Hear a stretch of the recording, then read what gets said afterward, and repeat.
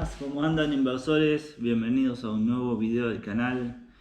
Pasando al tema del análisis fundamental, vamos a estudiar la falsa paradoja del ahorro, que plantea que el ahorro es bueno de manera individual, pero no es bueno de manera colectiva.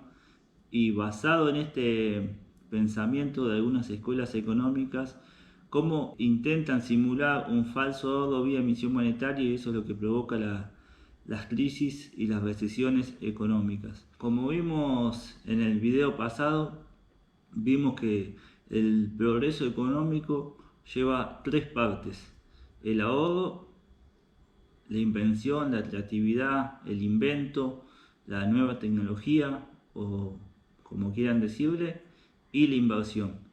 ¿Sí? Para que haya inversión, sí o sí tiene que haber ahorro. Para estudiar esto, vamos a basarnos en el libro Dinero, Crédito Bancario y Ciclos Económicos del profesor Jesús Huerta de Soto. Bueno, acá tenemos un esquema de estructura productiva que intenta simular el complejo proceso productivo de un bien. ¿Sí? Es simplemente un esquema, no se ajusta a la realidad, pero es para poder estudiar cómo es un esquema productivo. Es muy fácil de entender, simplemente hace falta un poquito de atención, pero es muy fácil de entender. Vamos a comenzar por acá, por este número 20. Vamos a simular el proceso del carbón, ¿sí? Son 5 etapas. Entonces vamos a simular que la primera etapa es el dueño del campo, o alguien que alquila el campo, el monte, donde están las plantas para hacer el carbón, y contrata trabajadores con hacha para que hagan leña de los árboles, ¿sí? Es el primer proceso que hace falta para hacer carbón. Entonces suponemos que entre el alquiler del campo y los trabajadores, el empresario gasta 18 pesos o dólares o unidades monetarias que ustedes quieran, ¿sí? Y vende esa leña que hacharon los trabajadores a 20 unidades monetarias. Si tuvo un coste de 8 y vende a 20, tiene una ganancia de 2. Ahora vamos a suponer que esa leña se la vende un transportista que la lleva hasta los hornos. Bueno, ese empresario transportista compra la leña 20 al empresario anterior. Tiene un coste de transporte, mano de obra, diferentes gastos de 16. Por lo tanto, tiene un costo total de 20 más 16 de 36. Y él vende ese producto a 40. Por lo tanto, tiene una ganancia de 4. ¿Sí? ¿Me van siguiendo en el esquema? Ahora hay otro empresario que compra la leña, que le lleva al transportista, y se ocupa de meterla dentro del horno, quemarla, sacarla y vender el carbón en boca de horno a granel. ¿Sí? Entonces, este empresario compra esa leña a 40. ¿Sí? Gasta en trabajadores y otros gastos 14 y vende ese producto a 60. Por lo tanto, si tuvo un gasto de 40 que compró la leña del empresario anterior, más un gasto, factores originarios, llama Huerta de Soto al trabajo y los recursos naturales, ¿sí? Tuvo un gasto de 14 en factores originarios y lo vende a 60, ¿sí? 60, tiene un gasto, una ganancia de 6, ¿sí? Acá en esta ganancia está incluido el interés más el beneficio, ¿no? O sea, el tiempo que estuvo la plata, el dinero trabajando, más el beneficio económico. Hay otro empresario que compra ese carbón a granel y lo fracciona y lo vende, ¿sí? Hace las bolsitas de 4 kilos, 3 kilos, 10 kilos, lo que sea. Y lo vende ya de a 10, 20 bolsitos, 100 bolsitos, como sea. Bueno, este empresario compró el carbón a 60, tuvo un gasto entre la bolsita más los trabajadores de 12 y lo vende a 80. ¿Sí? 80. Entonces, si gastó 60 en comprar el carbón, más 12 en la bolsita y los trabajadores, y lo vende 80, tiene una ganancia de 8. ¿Sí? Y por último, está el verdulero o comerciante final, que compra el producto 80, tiene un gasto de 10 y una ganancia de 10. ¿Sí? Compra 80 más un gasto de 10 en comercializar ese producto al consumidor final y lo vende a 100. Por lo tanto, tiene una ganancia de 10. Creo que se entiende, el esquema es bastante claro. Le pido que lo repasen un poquitito si no lo llegaron a comprender. Ahora vamos a esto. La suma de todos los factores originarios, ¿sí?, que dijimos que es el trabajo más los recursos naturales, suma 70. ¿Sí? Si sumamos 18 más 16 más 14 más 12 más 10 nos da 70. Y si sumamos todas las ganancias de los empresarios en las diferentes etapas, nos da 30. En total nos da 100 unidades monetarias de renta neta. ¿Sí? Está acá. Que es el total del consumo. ¿Se entiende? O sea, todo lo que se gastó y ganaron los trabajadores en las diferentes etapas, más todas las ganancias de todos los empresarios, se gastó. Este punto de vista que nosotros vimos es el diacrónico. ¿Sí? Acá Huerta de Soto lo pone como etapas que duran un año, pero esto es simplemente un esquema, puede durar más, puede durar menos. También lo podemos ver desde el punto de vista sincrónico. ¿Sí? ¿Qué significa? Que mientras que hay gente vendiendo carbón, hay gente fraccionándolo, hay gente produciéndolo, hay gente transportándolo y hay gente en la primera etapa. ¿Sí? O sea, todas estas etapas son simultáneas a la vez. ¿Se entiende? Y fíjense como el mayor gasto, la mayor producción está en las etapas anteriores al consumo. ¿Sí? Si suponemos todos estos gastos que se pagaron a los trabajadores más más los recursos naturales, es muy superior al consumo.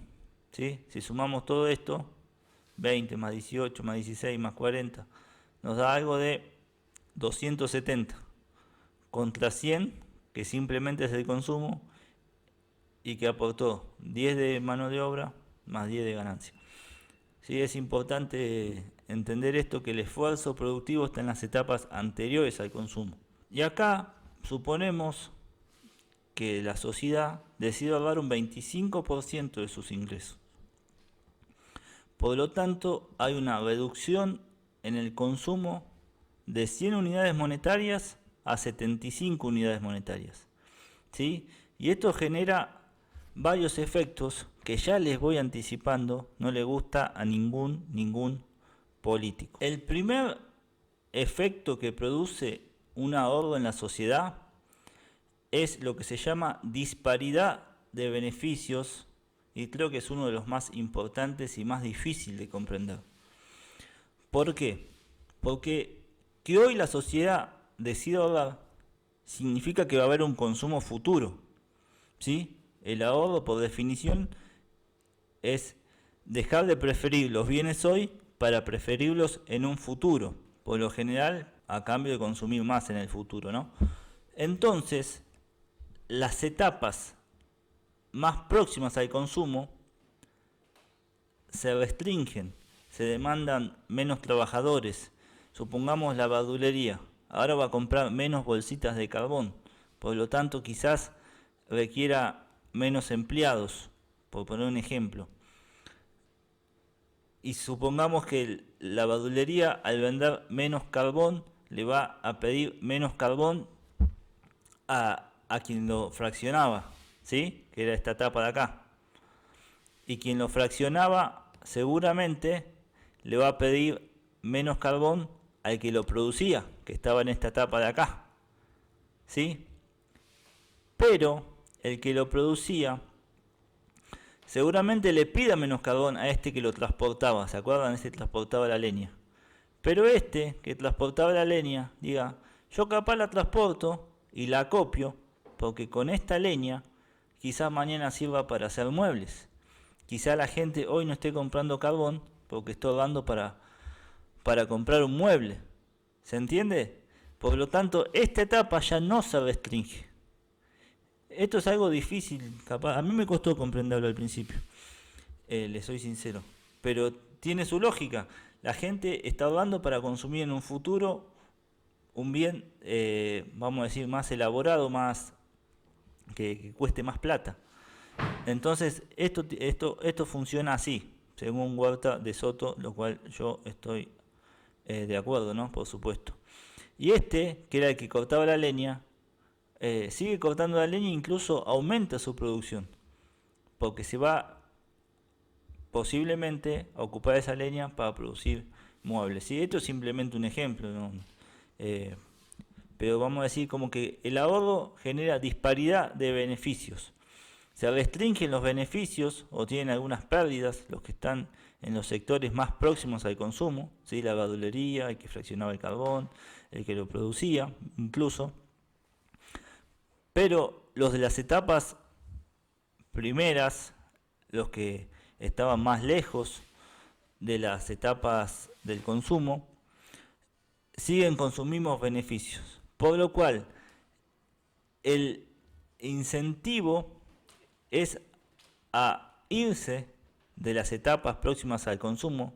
Quizás un empresario que tenía una verdulería, cerrar esa verdulería para ir a producir a etapas superiores a la etapa esta. Supongamos que esta persona, este empresario, ocupaba leñeros hacha. Bueno, ahora van a inventar la motosierra y van a cortar las plantas con motosierra. ¿Sí? ¿Se entiende? Esa es la idea. Esto no es un proceso sencillo ni fácil. Esto lleva su tiempo y por eso a los políticos no les gusta. Porque mientras que se restringe acá el consumo, ¿sí? Recordemos que PBI, ¿sí? El PBI, ¿sí? Es igual a consumo más gasto más inversión. Qué letra mala que tengo, ¿no? ¿Sí? Bueno, más exportaciones menos importaciones, pero no importa. En una economía cerrada sería esta. Entonces, esto se restringe, baja el consumo y la inversión no sube instantáneamente. ¿Sí? Tiene su demora. Entonces, ¿qué pasa? Cuando se restringe el consumo, la sociedad está ahorrando, imprimen billetes para incentivar el consumo. ¿Sí? Esta puede ser una de las causas por las cuales a veces la emisión monetaria no genera inflación. ¿Sí? Porque ahora vamos a seguir viendo los efectos de esta reducción en el consumo que generan los agentes. El segundo efecto que genera el ahorro de la sociedad es una baja en el tipo de interés. ¿Sí? En el interés se regula en el mercado del dinero entre quienes toman prestado y quienes prestan. ¿Sí? Al haber más gente que presta, lógicamente se reduce la tasa de interés o el tipo de interés. Entonces es un incentivo a producir bienes de capital. ¿Sí? ¿Por qué? Porque los bienes de capital dependen de la tasa de interés. ¿Sí? Mientras más tasa de interés, menos valen los equipos de capital, y mientras menos tasa de interés, más valen los equipos de capital. ¿Sí?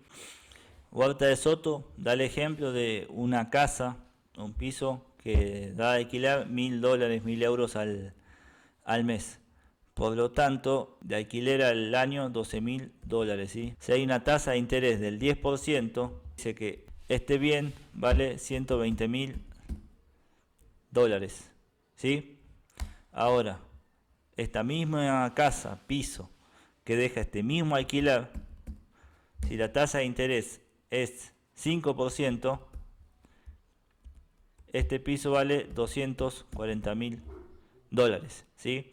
Por lo tanto, mientras baja la tasa de interés, más vale los bienes de capital. Por último, lo que él llama el efecto Ricardo. Son varios subit. El primero es la baja en el precio de los bienes de consumo, ¿sí? Al haber la misma oferta de bienes contra menor cantidad de demanda, el precio de los bienes de consumo baja, ¿sí? Ese es el primer efecto. El segundo efecto es una suba del poder adquisitivo de los salarios. ¿Por qué? Porque estos salarios que se dejaron de demandar en la etapa del consumo son tomados por las etapas ulteriores que van a venir acá arriba, ¿sí? Del esquema productivo. Por lo tanto, la demanda de salarios continúa constante, ¿sí? Y si hay una baja en el precio de los bienes de consumo, en los alimentos, en la vestimenta, en la energía, en lo que sea, significa que el salario tiene más poder adquisitivo. Por otro lado, esto hace que el salario, al ser de alguna manera más caro en términos reales, incentive al empresario a reemplazar mano de obra para adquirir bienes de capital. Este empresario que estaba contratando 5 hacheros, 10, 20 o lo que sea, dice, voy a despedir a 5 y voy a contratar a un motosierrista. En la motosierra va a hacer el trabajo de 5 hacheros, ¿sí? Entonces, pero estos hacheros van a ir a producir la nueva motosierra, el nuevo carburador de la motosierra, la nueva espada de la motosierra, el nuevo motor de la motosierra. ¿Se entiende? Por lo cual la demanda de salarios sigue siendo constante. Y con esto podemos terminar los beneficios que produce el ahorro en la sociedad. ¿Sí? Les voy adelantando lo que viene en el próximo video, que es que como esto a los políticos no les gusta, nunca van a escuchar a un político decir a la sociedad que ahorren, presten atención, jamás un político incentiva el ahorro, jamás, por estos motivos. Entonces, como a ellos no les gusta todo este proceso, porque si hay algo que son los políticos, son cortoplacistas, que de alguna manera tienen sus motivos, porque ellos cada 4 años o 2 años tienen elecciones y tienen que mostrar resultados para ser electos nuevamente, no incentivan este proceso virtuoso del ahorro y la inversión. Por lo tanto, lo que hacen cuando la sociedad restringe el consumo es emitir dinero fiduciario sin respaldo para incentivar el consumo. Y los efectos de esto lo veremos en el próximo video.